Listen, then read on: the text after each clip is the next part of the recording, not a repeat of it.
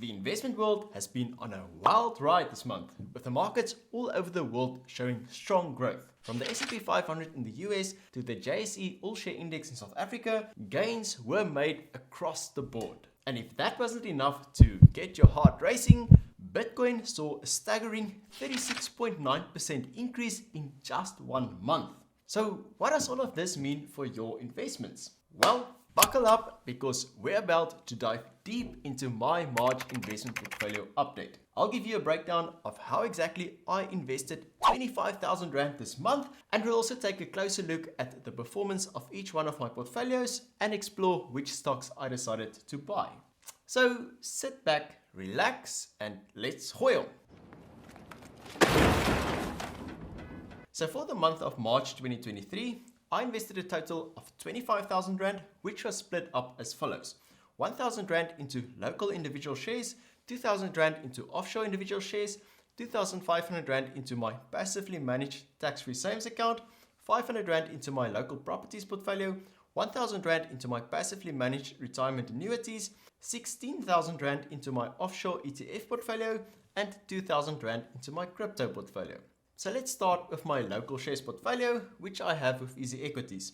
The current value is 17,964 Rand with a profit of 6.3% or 999 Rand. I own 19 local individual stocks, which include African Rainbow Capital, Aspen, British American Tobacco, Capitec, Richmond, Discovery, MTN, Naspers, Northern Platinum, Process, Purple Group, Renogen, Sasol, Shoprite, Sibanye-Stillwater, Standard Bank, Sun International, Spar, and Transaction Capital. My best performing local individual stock so far is Naspers with a profit of 70.8%, and my worst performing local individual stock is Transaction Capital with a loss of 66%. Now, I use the Simply Wall Street website to look for stocks that are currently the most undervalued, and then I just buy more of them. So this month it was British American Tobacco trading at 49.2% below its estimated fair value, MTN at 67.3%, Renogen at 78.5%, and Sun International at 75.2%. I therefore invested 250 Rand into British American Tobacco,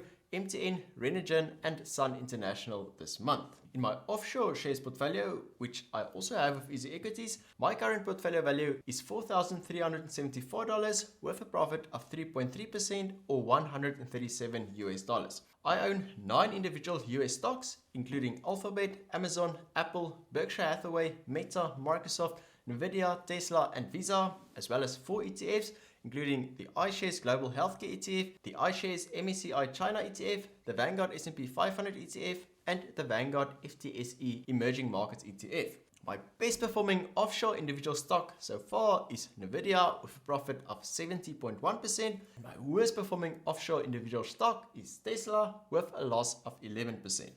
Again, I used the Simply Wall Street website to find the most undervalued stock, and for this month it was Alphabet, which was trading at 26.4%, and Amazon, which was trading at 26.1% below its estimated fair value.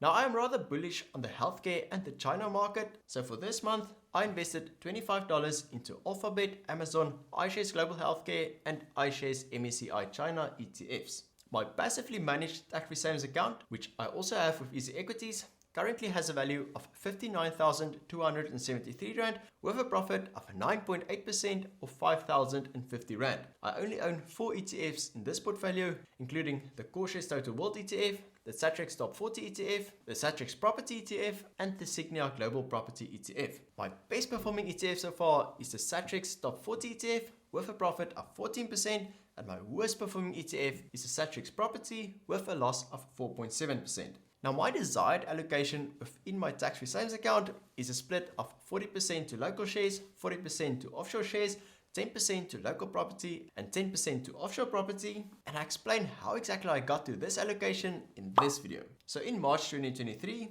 my allocation was 39.2% local shares through the Satrix Top 40 ETF, 39.8% offshore shares through the Shares Total World ETF, 11.8% local property through the Satrix Property ETF, and 9.2% offshore property through the Signia Global Property ETF. So in order to align my portfolio more towards my desired goals, I invested 750 Rand into both the Core Shares Total World ETF and the Satrix Top 40 ETF, as well as 1000 Rand into the Signia Global Property ETF, which then brought my allocation to 39% local shares, 39.3% offshore shares, 11.3% local property, and 10.5% offshore property.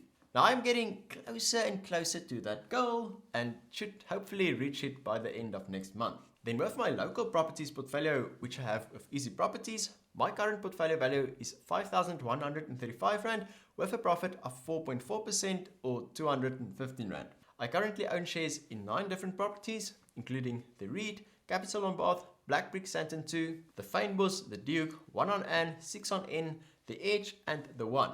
I invested another 530 Rand into the Volley Brooklyn property, which has an estimated internal rate of return of 11.4% and an estimated net rental yield of 9.4%. I am slowly building up my properties portfolio, but as of yet, not many of my properties have actually paid out any returns. Now I'm still experimenting with this platform, and I will soon give my honest review of if I think it is worth to invest with Easy Properties. Now I currently have 2 passively managed retirement annuities, one from Signia and one from 10x. The one from Signia is invested in the Signia Skeleton Balanced 70 Fund, which has a current portfolio value of 35,109 Rand with a profit of 9.9% over the past year.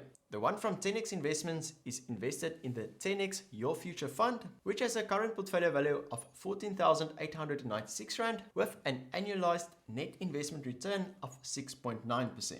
Now, I have to admit, I was an idiot with my previous update videos when I showed my Signia RA returns. I reported the amount displayed on the full period, which I assumed was from the initiation of the account. But that percentage is actually based on the period selected above it, which I never changed. So the actual internal rate of return from my Signia RA since its inception is 7.75%, which is not bad given the recent difficult markets. So I apologize for my domkop. Now I have a 500 Rand debit order that goes into both these funds every single month, and when I have some extra cash, I will also make lump sum contributions as well. Now I will be focusing a lot more on my retirement annuity contributions this year in order to lower my tax burden. And if you don't know how that works, then go and watch this video where I explain exactly all the different ways in which you can save taxes in South Africa. Alright, then for some excitement, let's look at my offshore ETF portfolio, which is split up between Interactive Brokers and Webull. My current portfolio with Interactive Brokers is $3,343 with a loss of about 3.5% or $118. I currently own 26 shares in the VWRA ETF, which is an Irish domiciled ETF that tracks the whole world's economy. I try and keep my offshore investments as simple as possible, hence why I just buy an ETF that tracks the whole world. Now I made about $600 of affiliate revenue from those who signed up using my Interactive Brokers link. Thank you so much, which I used to buy 6 more shares in the VWRA ETF this month. And by the way, if you want to learn how Interactive Brokers work, then go and check out my Interactive Brokers playlist. And if you want to get a free stock with up to $1,000, then make sure to use my link down in the description to open an account. It is a win-win for both of us. And then a new addition to my portfolio in March is my investments with Webull. Webull is a very popular overseas brokerage platform which has finally opened its doors to South Africans. Now I made a complete tutorial on how you can open and fund an account from South Africa, which you guys can go and watch here. And if you use my link down in the description to open and fund an account with any amount, you can get $45 worth of free shares, which is currently worth over 800 Rand. So again, another sweet deal where we can help each other out. So I invested $248 into the VTI ETF, which is a US domiciled ETF that tracks the whole US economy. And then I used my referral money, thanks again guys, to buy $115 worth of Tesla shares. Now I will try and keep my Webull portfolio as simple as possible as well, and will likely only invest lump sum amounts into broad market ETFs going forward. And then finally, let's check out my crypto portfolio, which is diversified across 4 different platforms. First up, I have 11,592 rands invested in the top 10 bundle from Revex, which is still at a loss of 13.2% or 1,682 rand. I also have 12,452 rands invested with easycrypto.co.za, which is split up between the EC10 market weighted bundle and the ECA20 altcoin bundle, and which is currently sitting at a juicy profit of 47.5% or 3,952 rand. I invest 500 rand into the Revex top 10 bundle and 250 rand into both these bundles from easycrypto.co.za per month by making use of the rand cost averaging method. And if you look at this chart, you can see that so far it has paid off really well. And that is kind of what I continue to reiterate every single month with these update videos. Regardless of what the market does, whether it goes up or it goes down, just continue investing, and because just like the markets will crash, they will recover again. It's basic economics, and if it does, you will be glad that you stuck with it. Okay.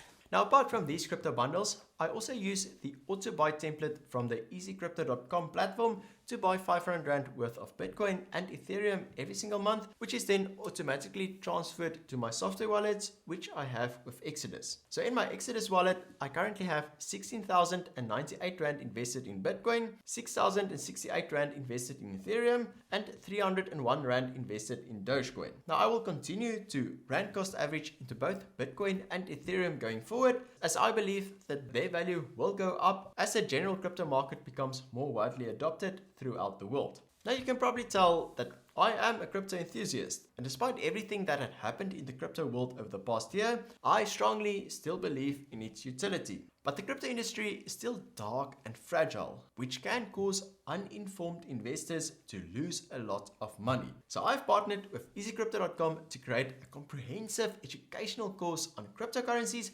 specifically for South Africans, which you can go and watch completely for free by following this link. So if you're still new to the crypto space and you are on the edge of deciding if you should consider investing into it, or even if you've been investing in crypto for a while now, this course will help to brush up your knowledge so that you can become a responsible crypto investor if it fits your investment time horizon and risk profile.